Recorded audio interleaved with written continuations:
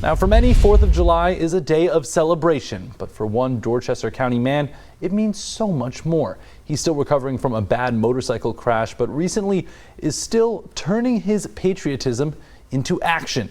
The veteran spoke with us today about his road to recovery and the moment his wife recorded that shows how far he has come.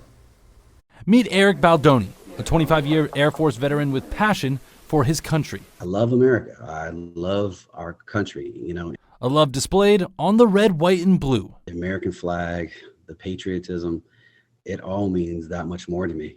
So 4th of July is special to him, but this year it's a little different. I was involved with a nasty accident, ended up in the ICU for a few days, spent a week in the hospital.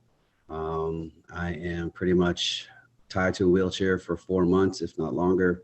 The Air Force veteran was recently in a bad motorcycle crash. His recovery has been long and painful. I had an open book pelvis, a brain hemorrhage, tailbones was basically split up the middle. It's definitely it's a challenge. But during the recovery process, it was a gift calling to his patriotism, which helped pick himself back up again. When Susie had given my wife some of those flags, my wife's like, "Hey, what are we going to do with these?" I'm like, "Hey, I got a great idea." A friend donated dozens of mini American flags to Baldoni. From there, a mission was born to prove his injuries won't slow him down. I wanted to kind of donate my capability to somewhere else, and when she donated the flags, it presented another opportunity for me. So he went out on his motorized wheelchair and slowly but surely placed American flags along the street outside his home. I've decided to be that guy, the veteran with the cut off sleeves, just going down, just having a blast. A long road for Baldoni ahead, but it's his path down this short road that will continue to keep his love for life and his country alive. When I was able to put those flags in, I was just, kind of think twice about what I'm doing, keep it easy, and I just had some fun. Now, members of Baldoni's motorcycle group helped to retrofit his home right after his injury, including a ramp that was built to help him get in and out. And 84% of Americans plan to celebrate Independence Day one way or another, says the National Retail Federation. And it's no shock that the holiday weekend is big business for many across the country.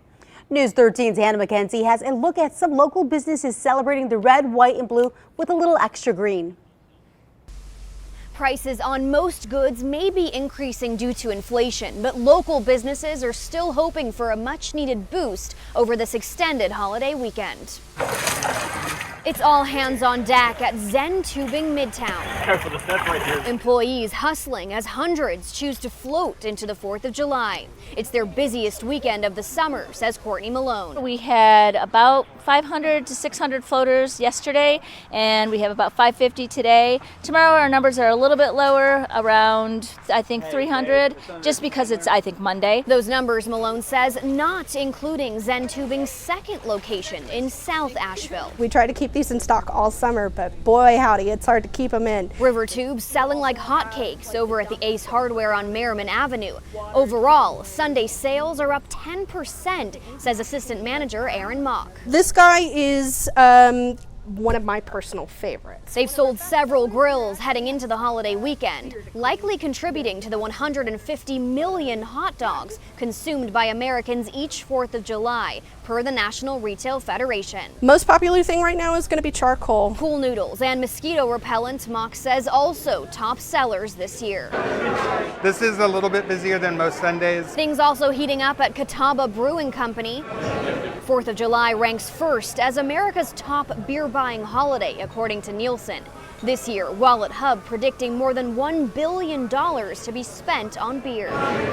Revolving door of customers isn't too unusual for the highly busy spot, says Adam Jennings. There's many breweries in this area, so usually what you'll see is they'll stay for 1 or 2 and roll to the next place. This location, though, primed to enjoy 4th of July festivities. We're right by the baseball stadium, and we're right downtown, so you can see fireworks from around here. And speaking of fireworks, Wallet Hub predicting more than $2.4 billion to be spent on fireworks this 4th of July.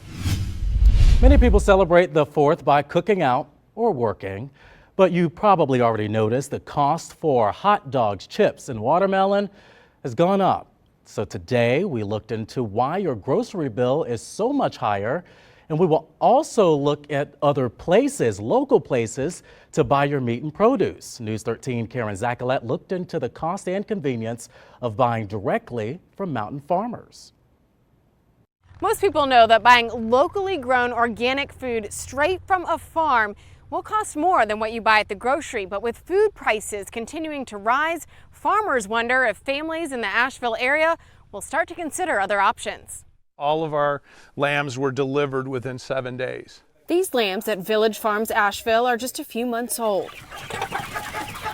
Nearby, there are plenty of young chickens as well, and sprinkled into the 160 acres, you'll find dozens of orchard trees. So this is our small farm store. Bob Getling wishes more families would buy meat and produce here rather than a grocery store. People don't realize that the food that they buy in the store is quite a bit different than the food locally that they can come like to a place like us or other farms and get that was grown right then and there, and just picked recently. He says the increased interest in locally grown groceries has dwindled since the height of the pandemic. It's a great alternative if you can, the two factors on it, cost and time. But with food prices nearly 16% higher than last year, some local farmers say buying from them directly doesn't cost much more than what you find at the grocery these days. We are curious to see and do know that a lot of our growers are doing really well at markets, like our markets and other markets. Sunil Patel founded Patchwork Alliance a few years ago. It's got really big cloves. Connecting farmers to consumers online. The choice to, shop locally now kind of becomes easier. In Old Fort, we talked to a farmer on the other side, selling his produce straight to retailers like Ingles and Whole Foods. I just bought some fertilizer that I was really surprised had doubled in price from last year. He says nearly every step of his process, from planting to packaging to shipping, including all the equipment, now costs 25 to 100% more. It makes it tough, we try to just do the best that we can and keep our costs under control. He wishes those shopping understood why price tags are going up and that all local farmers are still just doing what they can to stay afloat and provide healthy options in Asheville. We just have to try to make it through this moment and see what happens in the future. Besides tailgate markets, there are also other ways to buy local organic produce straight from farmers here in the Asheville area, both online and in person. We have all of that information online at WLOS.com.